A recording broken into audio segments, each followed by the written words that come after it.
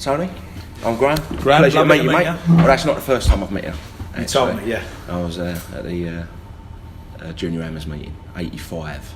It was the very first time I met you. He's trying to make me feel old, isn't he? Yeah, Mike Ward was there as well. I think we just signed him. So it was like one of the first meetings of the season. Yeah. So you remember the 85-86 season then? I do. Yeah. I bang on about it. So they call me the old man. Yeah. And we were banging on about 86. It was the last time we had a really, really good season, obviously. So yeah.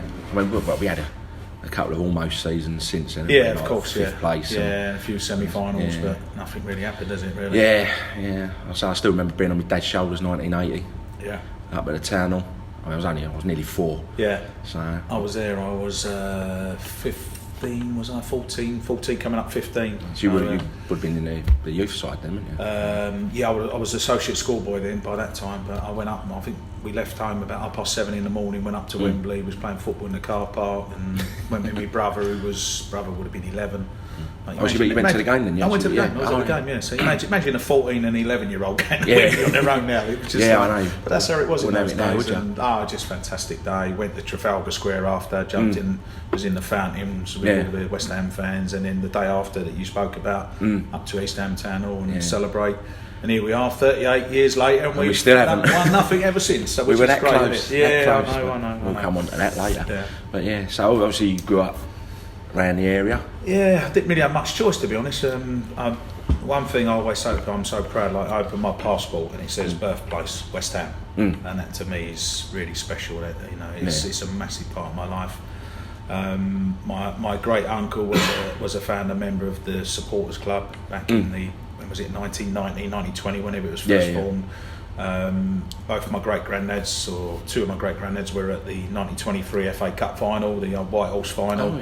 So they're very much steeped in the very strong tradition. West Ham connection in your family. Oh, absolutely, yeah. I mean, the whole family, both my mum and my dad's side lived in East Ham, as many of the families did. Yeah. And so basically, when I was born in West Ham back in '65, it wasn't an option. You just it was just brainwashed into you and told local team. Support West Ham, local team, dad local supports, team of your dad, and I'm pleased to say I've done that with my two boys. I've got twin boys now. They're 20 years of age. They both support West Ham, and I told them, listen, this is not up for discussion. Right? Exactly. You ain't going to support anyone else.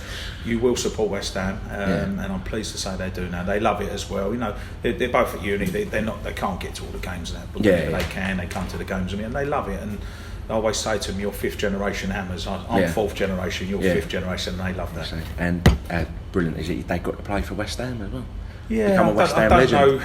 I said to my boy said to me the other day, he said, I saw you on Soccer Saturday, Dad, and I said, okay. I said, what do you think when you see me on the telly? He went, well, that's what you do, isn't it? Yeah, he said, I've never known any difference. My dad, you're on the telly. He said, so they've grown up with it. Obviously they being only 20 and I've been retired 16 years now. They miss the bulk of my career as a player and that, but I'd like to think they're proud of me. They don't really tell me too much about it, but I'd like to think they're proud. Yeah, it's like when it's your dad, isn't it? It's what you do, isn't it? Yeah. I was just saying with me, I grew up in East Ham with me, like my dad, my uncles, and it was never a choice. But not that I would want it to be a choice. I couldn't imagine supporting anyone else. Nowadays, though, because as we said, we haven't won anything for a long time. And if you're a kid growing up there, and you look at Man City, Chelsea's, Arsenal's, Man United, Liverpool's, they're always winning things. Then you look at our club, and you think, well, we haven't won anything for a long time. As a youngster, you could understand why the kids now they've got so much option. It's not about your dad's club and your local club anymore. It's about trying to follow a team that's going to try and win something. So it makes it difficult. But I think this is where the West Ham fans are a bit special, if you like, a bit different.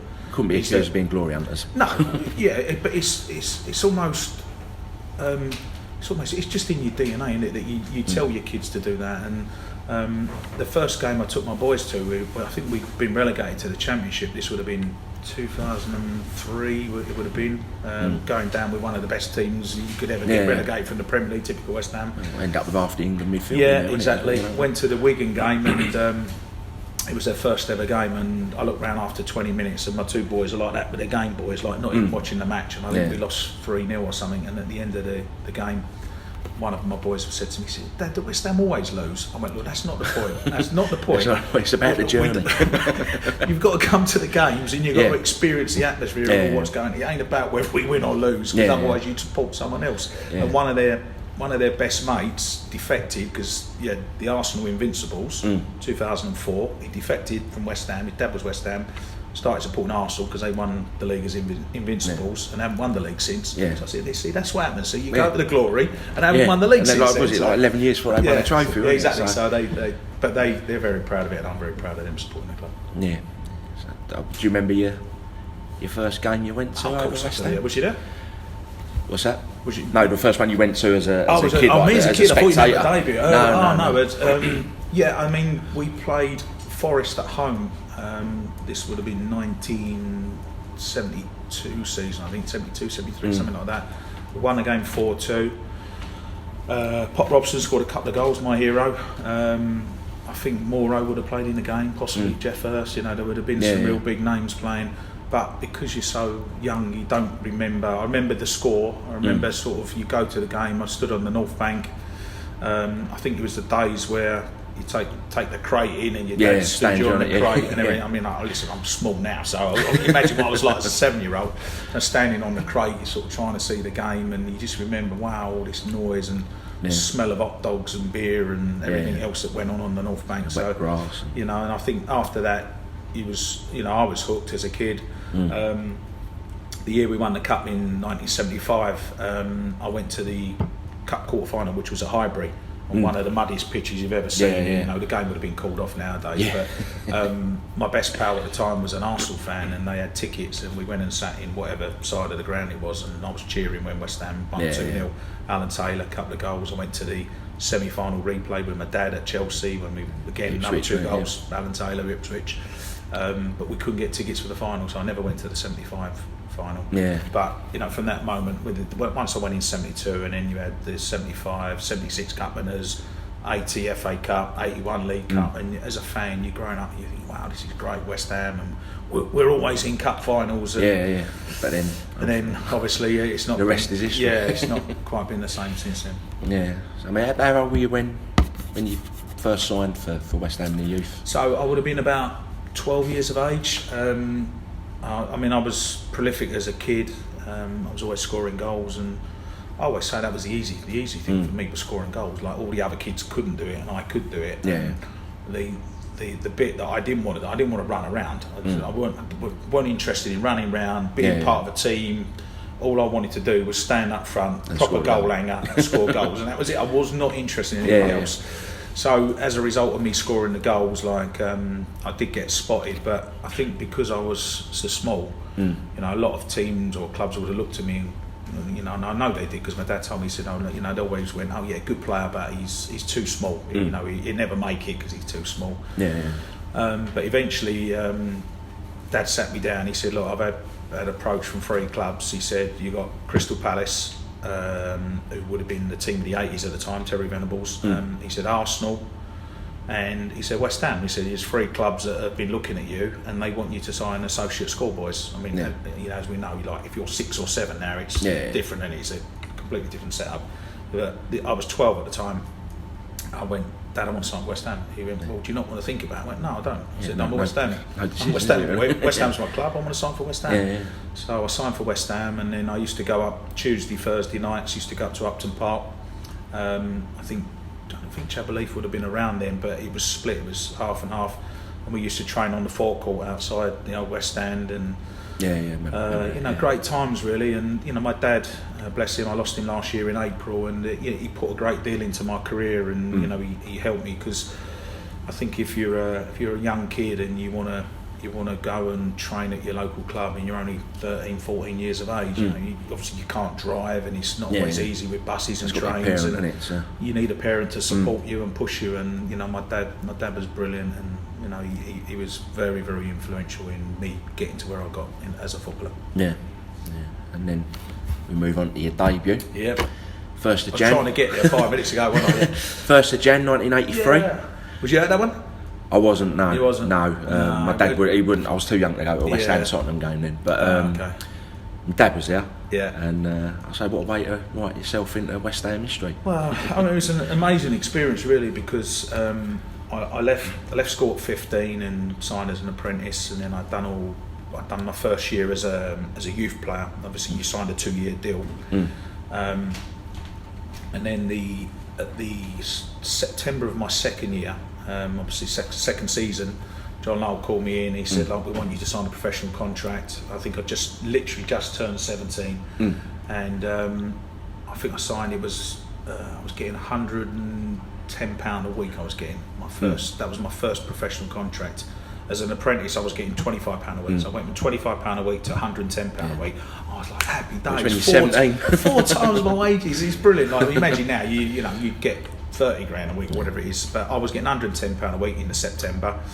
I'd been scoring goals in the youth team. They pushed me into the reserves. I had the privilege of playing with Frank Lampard, Trevor Brooking, Ray Houghton. There were some fantastic players in the reserve team, and I was scoring goals. Whatever team I played in, whether it was youth team reserves, I'd scored. The goals were flying in, which was great. So I think John Lowell knew that he had a talent on his hands, but I was only 17. And then, of course, the Christmas period came round. Paul Goddard got injured, who was the regular forward. And I came into training on the New Year's Eve in the morning to train with like the youth and the reserves, and they sent me and Alan Dickens home. Said, we need you to come back at 5 o'clock because we're going to train you in the first team squad. And I was like, wow, that's unbelievable. I'm in the squad. I'm only 17. It was just like happy days. So we trained at 5 o'clock at Chapel Heath, and then I'd passed my driving test, so we then had to go in a convoy to Epping, to the old post house. I didn't know where Epping was, it was one of them. Stayed overnight. I had like a fillet steak or something. I think fillet steak. I've never had a fillet steak. I'm 17. And then you go with your roommate. I was rooming with Alan Dickens, who was he'd just turned 18 and he'd made his debut at Notts County the month before, so he'd had a little bit of experience. Underrated player for us. Yeah, he was a fantastic player, Dicko. And I grew up with him, and we had an amazing understanding. We had a really telepathic understanding. But anyway, it gets to 12 o'clock midnight, and like Big Ben's doing the bongs and everything. I looked at Dicko and I went, Dicko, what the hell were we doing here? Seriously, it's New Year's Eve. I'm 17. Like the year before, when I was 16, I was out in the East End or wherever I was partying and all that. I said, what a waste of time. Like, we're in the hotel now. I can't believe that John Lowell's put us in the hotel. Because John's not said a word. But I've done my training. He's not said a word to me. So anyway, you get up in the morning, have your breakfast, had a little walk, and then we get in the cars and we drove to the ground. Drove to the car to the ground in our individual cars. It's now about 1:30, and Ronnie Boyce walked into the dressing room and he went, TC, he said, "Oh, the gaffer wants a word with you." So I thought, okay, so I thought, because I just thought I would be, at the most, I thought I'd be sub, because Nicky Morgan, who was a good reserve player, Nicky Morgan was in the squad, and I thought I was going to play Nicky Morgan, and I might be on it. And there was only one sub, I think, in those days. Yeah.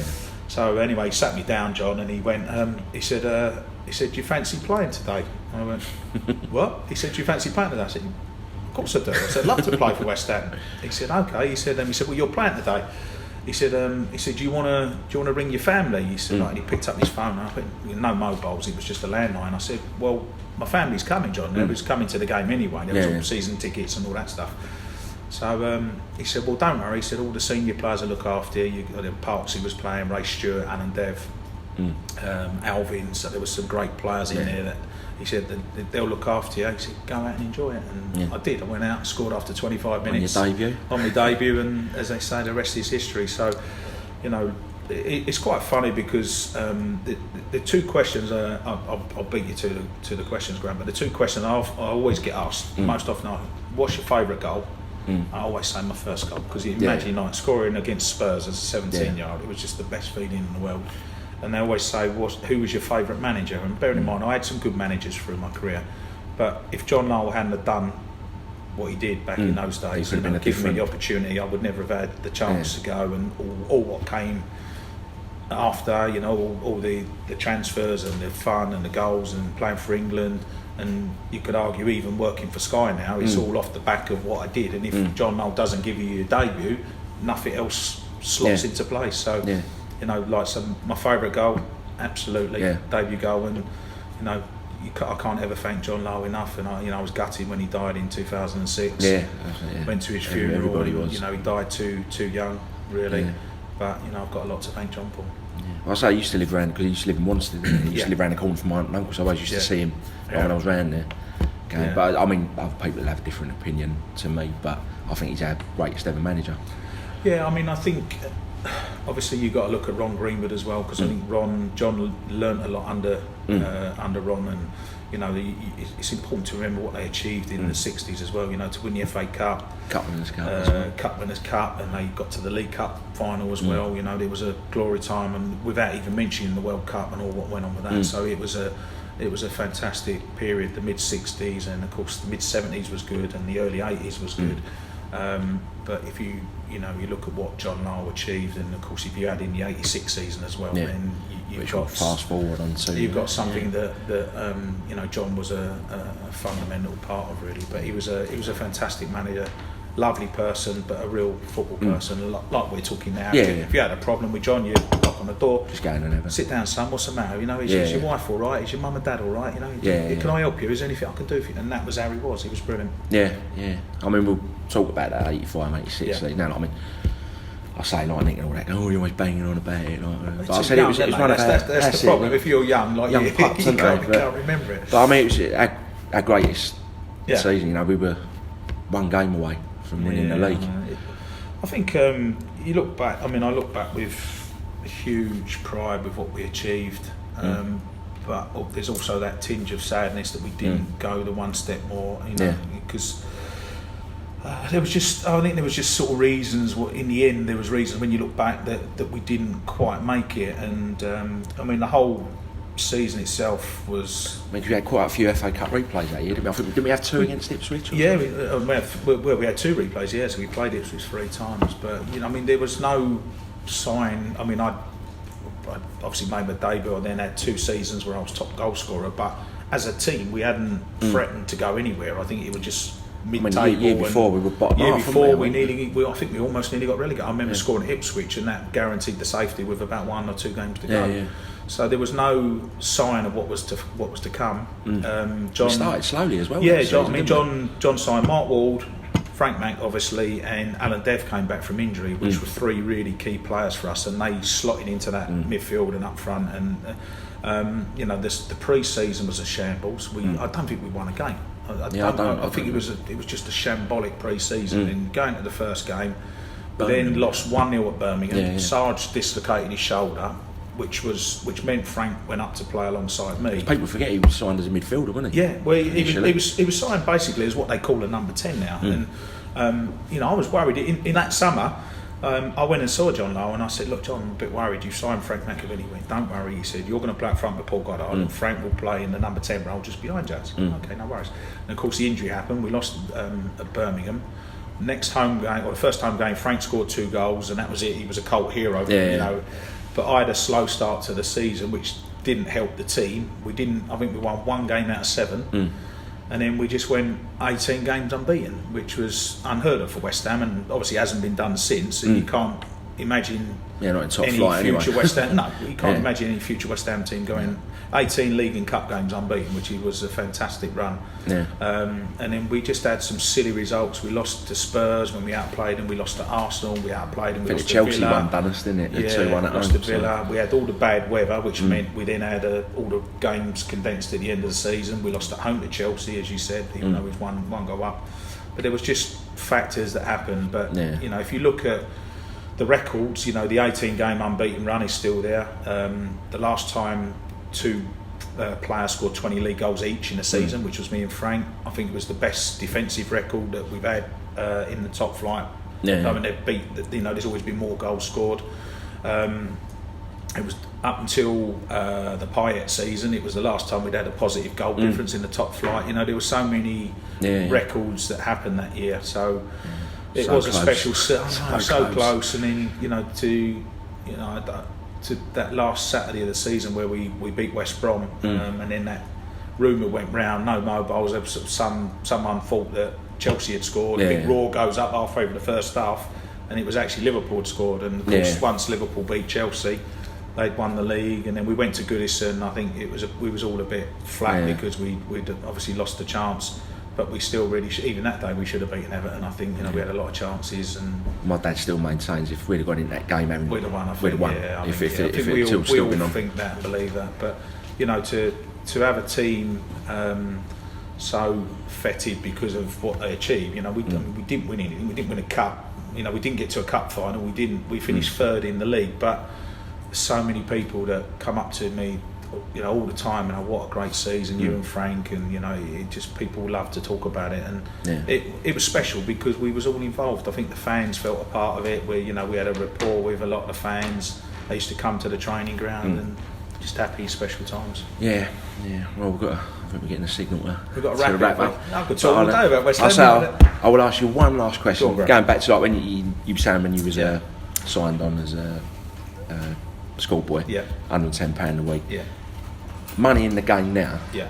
I mean, obviously, like you're saying, you never got to a cup final, and you said you had the hunger there. Yeah. Do you think like nowadays younger players, sort of 17, 18, are becoming millionaires overnight, and there's not the hunger there that there was when you were playing at that age? I think it's just 17, 18 year olds. I think it's like 13, 14, 15. It's across the board. If you get a promising 13 year old, I mean, how can you tell whether a 13 year old's going to be a professional footballer? You can't. It's impossible because like they could grow 2 foot. They could, they might not grow at all. You can't tell. But unfortunately, what the clubs are doing is they're giving these kids, or more importantly, their parents, a lot of money. And they're promising the world, and they're going to play for West Ham or Chelsea, whoever it might be. And then when they get to 16, 17, they don't always get through to the first team. But in the meantime, they've had a stack load of money thrown. I mean, there's players at Chelsea who are on sort of 30 grand a week and never been in not the first played in the first team. That can't be good for the game, and you must lose your hunger for the game as well. I've got no. It's a very, very short career. Very short career. It's hard to do anything afterwards because you've only ever been a footballer. I know there's jobs in the media and you could be a coach or a manager, but everything's a bit insecure. So you've got to try and earn as much money as possible. I don't think anyone would disagree with that. But when you're a young kid, if you give a kid 30 grand a week and he's got access to the 30 grand a week, he's going to get carried away and lose track. I've got no problem with the 30 grand a week, but just put 25 grand of it into a trust fund. Yeah, so they've got something to fall back when on. You're 25 or whatever, you can get access to that. In the meantime, get your head down, work hard, get in the first team, and then earn 100 grand a week. Don't get carried away. Don't pull in at the car park with your BMW and have your nice house, but you ain't played a game for the first team. That's where the problem lies, and I blame the authorities for not clamping down on that. They should look after the youngsters. Because listen, if you'd be the same, I'd be the same. If I'm 17 now, someone offers me 30 grand a week, I'm not going to say, I don't want the 30 grand a week, or I'll put 25 in my trust fund. You want all that money because you want to give it large to your mates. Look what I've got. But then you lose focus. You lose focus about what you actually should be doing. At 17, you should be earning your trade, and you should be concentrating on getting in the first team. And once you're in, you're staying. Yeah, that's it. But will it change? Probably not. Probably not. Probably get worse if anything. Exactly. But Tony, it's been an absolute pleasure, mate. Thank you very much. Thanks, enjoyed it. Cheers, could have talked to you for another hour, but unfortunately we can't. So, Tony, before we go, if I could ask a small favour. Got a shirt here. We're going to get everyone that we interview on the Boleyn Legends series to sign it, and then we're going to auction it off for charity. So, if you wouldn't mind awfully. No worries, signing for us, my please, pleasure. That'd be great. Would you mind just hold that there and put it nice and tight? Great, make it easier for me. I'll sign it down there so plenty of room for the others. There you go. Brilliant. Thanks very much, mate. Thank you. Cheers, mate. Cheers. Thank you.